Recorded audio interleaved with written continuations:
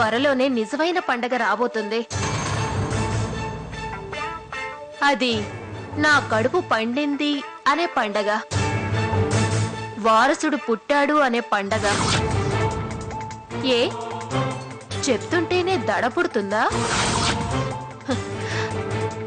ఇక నిజమైతే నీకు గుండె దడ కాదు, ఏకంగా నీ గుండె ఆగిపోతుంది. కలలు కనకు సత్య, మీ ఇద్దరి భార్యాభర్తల సంబంధం ఈ అత్తారింటికే పరిమితం అయ్యింది కానీ పడగదికి పనికి రాలేదు. అలాగే ఈనాటి నా మాట కూడా రేపు నిజమవుతుంది. ఇప్పుడు కూడా మీ ఆయన కాదంటే కాదనరు. నా ధీమా ఏంటి అనేగా నీ డౌట్. ఇన్నాళ్లకు అసలు ఈ శోభను ఏర్పాటు చేసిందే ఆయన ఒప్పుకున్నాక. శోభనానికి ఏర్పాటు చేయి బామ్మా అని ఆయన చెప్తేనే అరేంజ్ చేశారు. శోభనా, శోభనా, శోభనా.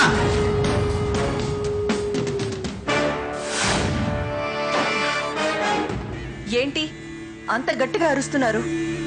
టాబ్లెట్స్ ఎక్క పెట్టావో తెలియక. ఆ మాత్రం దానికి ఇంతలా అరవాలా? నేనొచ్చే వరకు కూడా ఆగలేరా? అలా మాట్లాడతావేంటి? 4 గోడల మధ్య మిమ్మల్ని 4 మాటలంటేనే మీకింత అవమానంగా అనిపిస్తే బయట నలుగురు నన్ను గొడ్రాలంటున్నారు. నాకెంత అవమానంగా ఉంటుందో ఒక్కసారైనా ఆలోచించారా?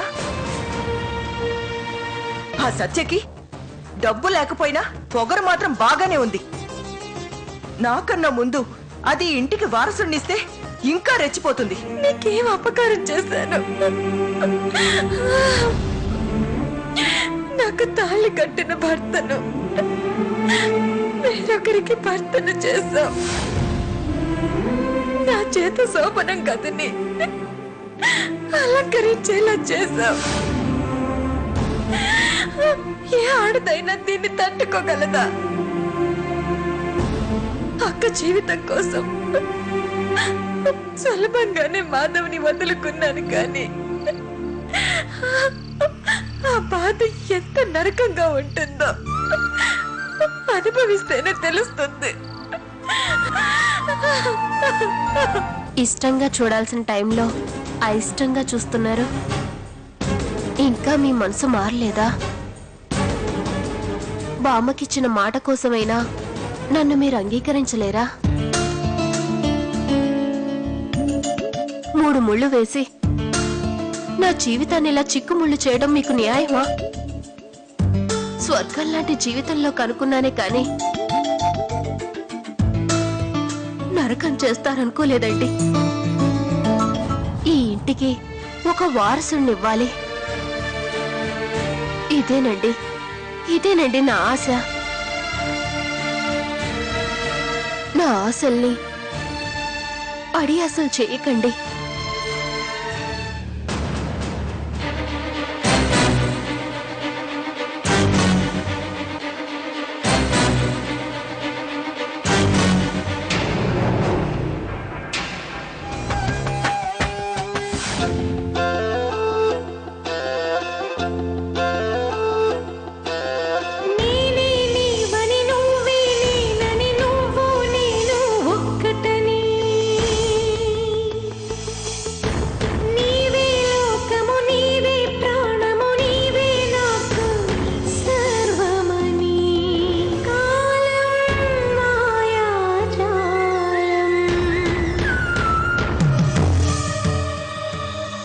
సత్యతో కాపురం చేయాలి, పండంటి బిడ్డని కనాలి. లేదంటే నేను చచ్చినంతొట్టు.